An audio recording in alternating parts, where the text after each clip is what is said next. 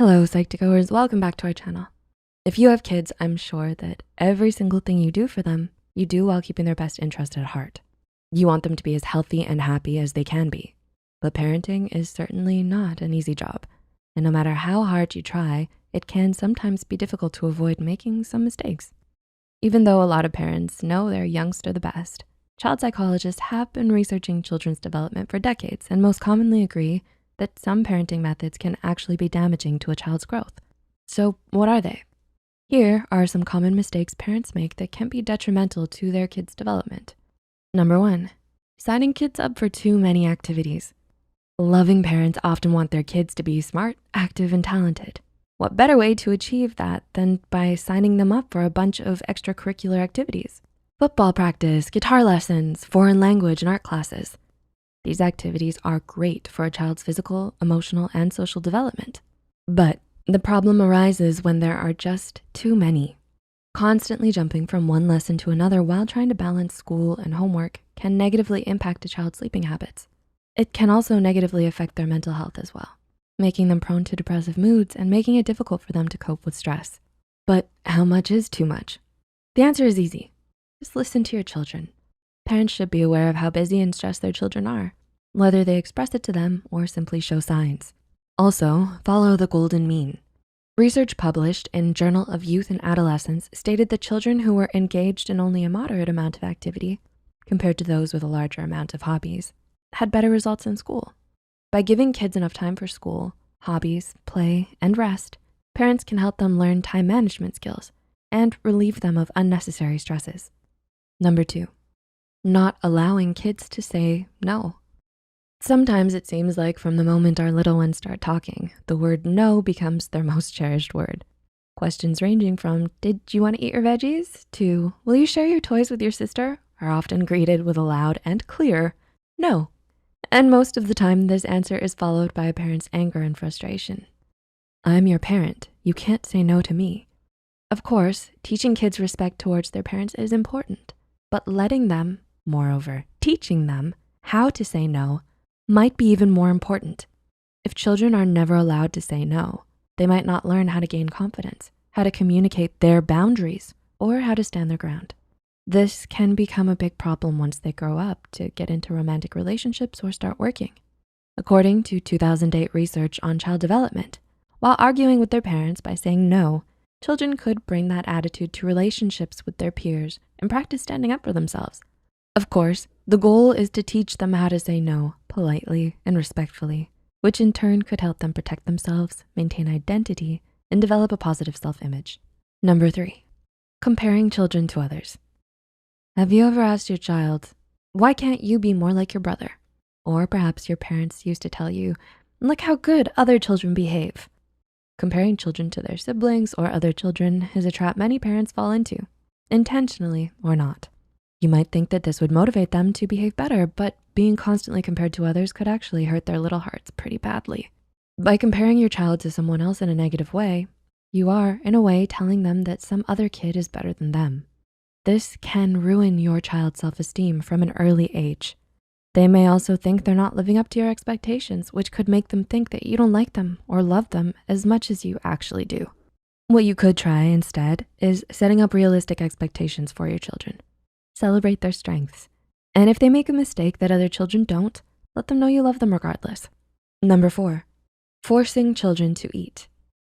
Did you have that one specific food that you simply hated as a kid? Did that food happen to be some very healthy vegetable that your parents made you eat, resulting in tears and screaming during dinner and threats of not leaving the table until you empty your plate? In a study written by psychologists from several universities in the USA, 70% of adults said that they had experienced being forced to eat in their childhood. As a result, today, they see themselves as picky eaters and more restrictive in their eating habits, often avoiding that specific food they were forced to eat. This is a result from associating that food with negative social context, fights, yelling, punishments, or threats. Also, being forced to eat may be connected to a child's weight. Another research study published in the International Journal of Obesity found that preschool children who weren't allowed to choose the food they liked to eat had more problems with their weight. Of course, it's important to make sure your kids eat healthy meals, But there are ways to ensure their eating habits stay healthy without making your dinner table a war field. Make sure that meal times are relaxed and fun. Ask your kid to help you prepare the meal, or give them a choice every now and then. Ask them, would you like carrots or green beans today? These are all good places to start. Number 5, using humiliation as discipline. Maybe you've come across Facebook posts from moms and dads sharing their frustrations about their kids with hundreds of friends and relatives. How do I make my son clean his messy room? He never listens. Or maybe you've seen an angry parent yelling at their child in front of their friends. Shaming and humiliating children in front of others is one of those discipline methods that may seem appropriate in the heat of the moment, but should actually be avoided completely. As stated by Andy Grogan-Kaler, an associate professor of social work at the University of Michigan, shaming a child or making them feel degraded leads to all kinds of behavioral and emotional problems in the future. Children who are shamed in front of their friends can feel embarrassed, cry in shame, and repeat the same mistakes because of the nervousness they feel. This way of dealing with children's bad behavior can also make them become socially anxious as a result of the shame they feel, and they can become depressed or aggressive as a result. It can also set them up to be bullied in school, as well as lose trust in their parents.